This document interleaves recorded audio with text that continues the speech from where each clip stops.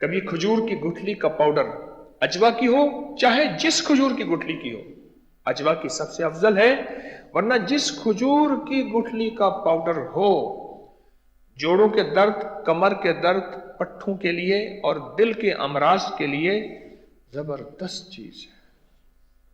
کھجور کی گٹھلی کا پاؤڈر پیس لیں اور 1 چمچ، آدھا چمچ، چوتھائی چمچ دودھ پانی سے لے لیں۔ پہلے دور میں سیدہ فاطمہ رضی اللہ تعالی عنہ کے بارے میں ہے کہ کھجور کی گٹھلیوں کو کوٹ کے اپنے جانور اور گھوڑے کو کھلائی جاتی تھی۔ کھجور کی گٹھلیاں، ہم کھجور کی گٹھلیاں ایسے پھینک دیتے ہیں۔ کھجور کی گٹھلی، اس کا پاؤڈر بہت کمال چیز ہے۔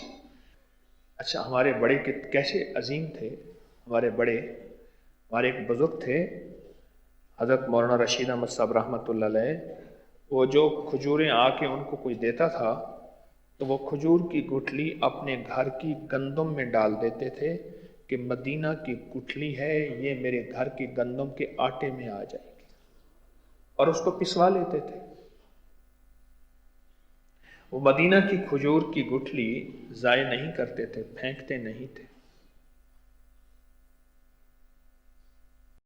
وعبقری حسان